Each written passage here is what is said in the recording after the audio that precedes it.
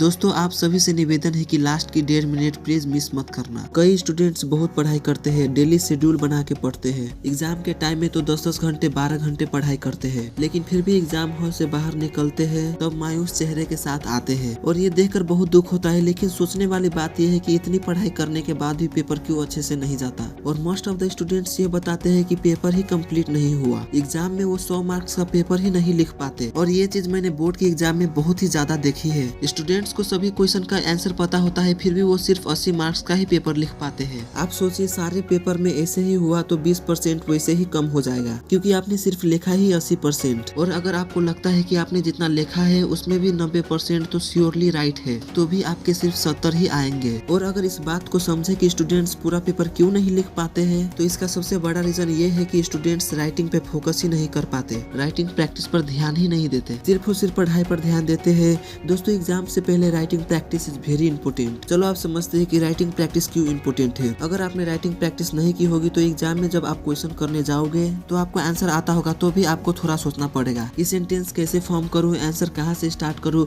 और इन सब में आपके 2-3 मिनट चले जाते हैं। और अगर थ्योरी सब्जेक्ट होगा तो आपको मेन पॉइंट याद ही नहीं आएगा। कई बार मेन पॉइंट होगा तो उसका कंटेंट क्या है वो ही याद नहीं आएगा। प्रैक्टिकल सब्जेक्ट में आपको स्टेप याद नहीं आएंगे तो इसे रिकॉल करने में ही आपका बहुत टाइम चला जाएगा, जिसके कारण आपका पेपर कंप्लीट नहीं होगा। तो ये सब आपके साथ ना हो, इसीलिए मैं आपको ये सजेस्ट करता हूँ कि ये सारी चीज आप घर पर ही फेस करें। फॉर एग्जाम्पल आप घर पे क्वेश्चन लिखने के लिए लेते हो जिसके आंसर में टोटल 10 पॉइंट्स है, और जब आप उसे लिखने बैठते हो तो आपको सिर्फ 6 पॉइंट ही याद आते हैं, यानी कि 4 पॉइंट्स आपको याद नहीं आएंगे। आपने बहुत ट्राई किया फिर भी आपको याद नहीं आया। फिर जब आपने आंसर देखा तो आपको रियलाइज हुआ कि ये पॉइंट्स मुझे याद नहीं। और अगर ये क्वेश्चन एग्जाम में आया तो मैं गारंटी के साथ कहता हूँ कि आप 10 में से 10 पॉइंट याद आएंगे। लेकिन आप ये प्रैक्टिस घर पे नहीं करते हो तो फिर आपको 10 में से 6 पॉइंट्स ही याद आएंगे। तो आपको मैं सजेस्ट करता हूँ कि एग्जाम से पहले आप घर पर ही राइटिंग प्रैक्टिस कीजिए। मोस्टली स्टूडेंट्स की ये कंप्लेन होती है कि सर पढ़ाई तो हो जाती है लेकिन डेली या वीकली रिवीजन नहीं हो पाती। तो इसका मैं एक सोल्यूशन देता हूँ कि अगर आपसे रिवीजन नहीं होता है तो आप डेली 1 आवर 2 से 3 क्वेश्चन लिखने की आदत डालो। इससे आपकी राइटिंग प्रैक्टिस भी हो जाएगी और सभी क्वेश्चन का रिवीजन भी हो जाएगा। मुझे पता है कि आप कई स्टूडेंट ये सोचते होंगे कि सर जब पढ़ाई करने के लिए टाइम नहीं मिलता तो राइटिंग प्रैक्टिस कब करें। तो उनको मैं ये बोलना चाहता हूँ कि तुम्हारे पास दोस्तों के साथ घूमने जाने के लिए टाइम है, दूसरों का व्हाट्सएप स्टेटस देखने के लिए टाइम है, व्हाट्सएप का डीपी अपडेट करने के लिए टाइम है,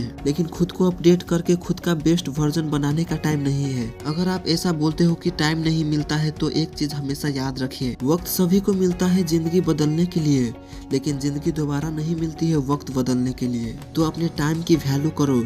अपने टाइम की वैल्यू करो और अपनी लाइफ को सीरियसली लो।